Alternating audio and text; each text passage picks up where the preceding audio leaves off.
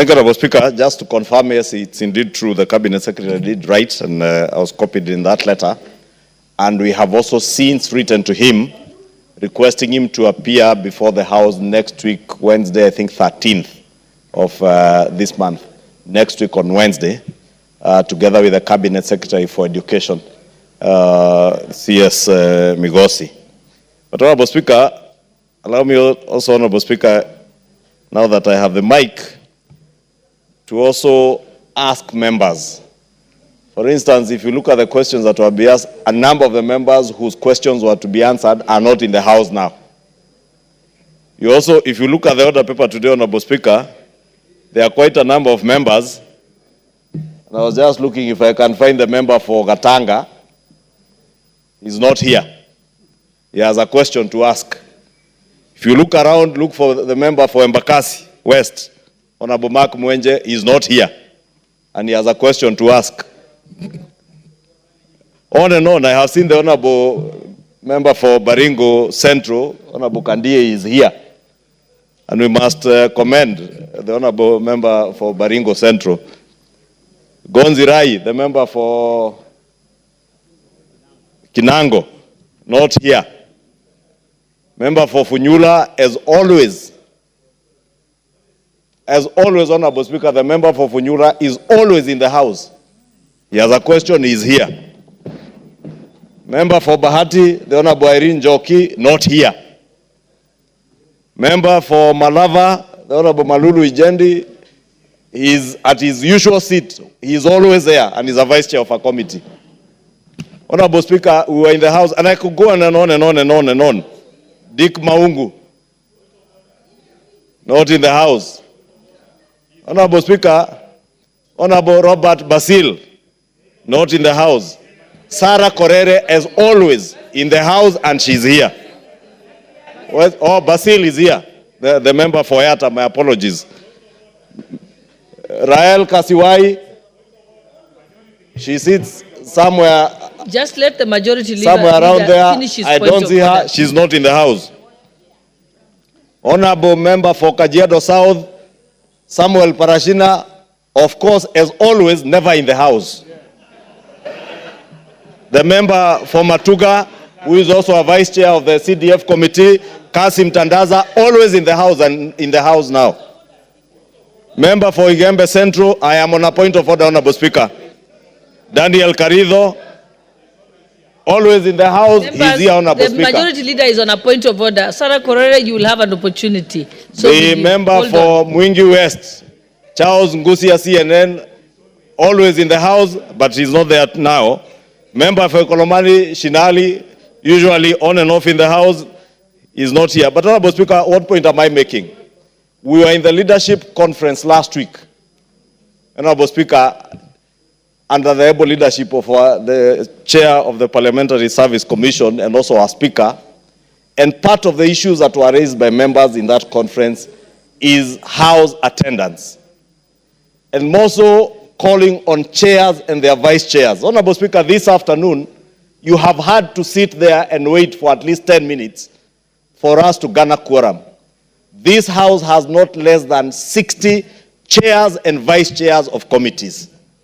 We only need 50 to transact business. If we add the leadership of the House, we have 70.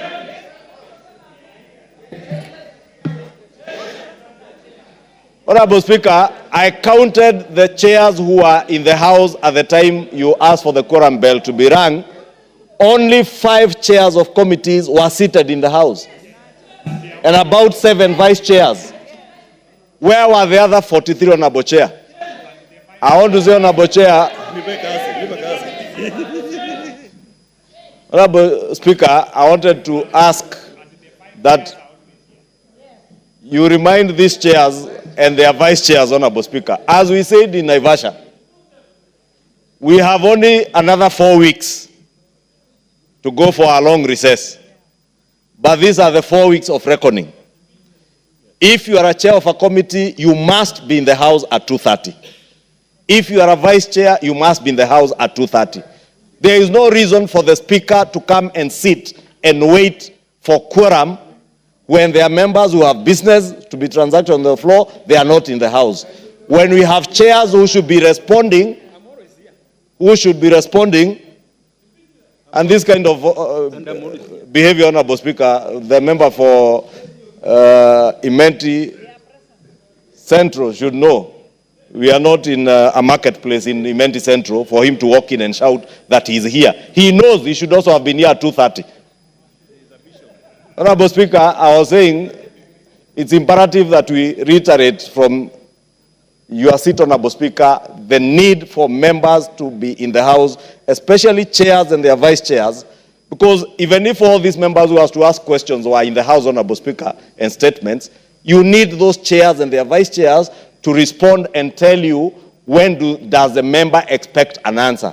And probably that is why the members who are even coming to ask questions are not here, because there will be nobody to respond to them. And let me tell chairs from both sides of the House, if you are a chair of a committee or a vice chair, please take your work seriously. If you do not, we have another 280 members who can take those positions. Do the honorable thing. If you don't have time for the House, just do the honorable thing. And you know, we're in this season, the season Junet Mohammed calls the season of impeachment. I am not encouraging anyone to impeach anyone. But if need be, please impeach these chairs and their vice chairs if they can't be in the House. Please impeach them. Thank you, Honorable Speaker. I think, honorable members, what the honorable majority leader has said is part of what was resolved during the leadership retreat in Mombasa. I know that members have actually proposed that those chairpersons be changed, but I will restrain myself from putting that question until the substantive speaker is in the chair.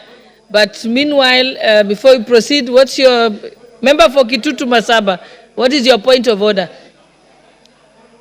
No, please sit down. There's someone else on their feet.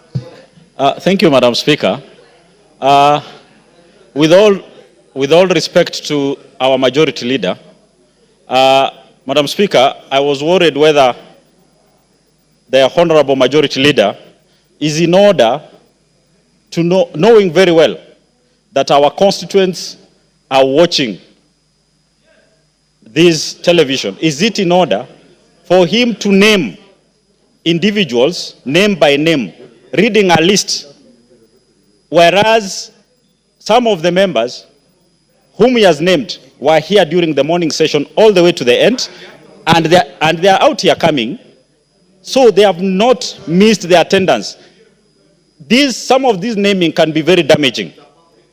Yes, it is a public document whereby they were informed, because if you look at the order paper, there is no CS there. So no one is under obligation to be here to create quorum. If you have a problem to deal with your chairs, you deal with the chairs. If you want to tell us to impeach them, let us impeach. But you cannot go naming us on live TV for not attending. We are elected to be here and we are answerable to our people, but the majority leader is not the prefect to read the names. Thank you, Honorable. Kitutu Masaba, I don't think any of those chairpersons have given you a brief to hold their brief and to be able to be their advocates.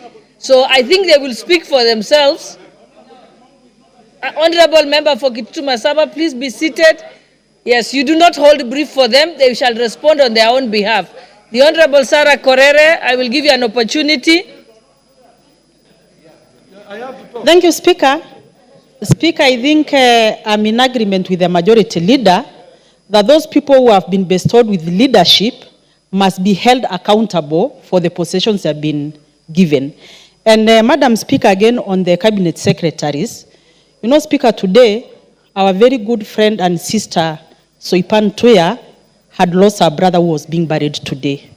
I was to attend to that funeral, but I cancelled because the minister was appearing before this house to answer, among many questions, the issues of the Doldol Nanyuki Road, which has been a pain in our flesh for a very long time.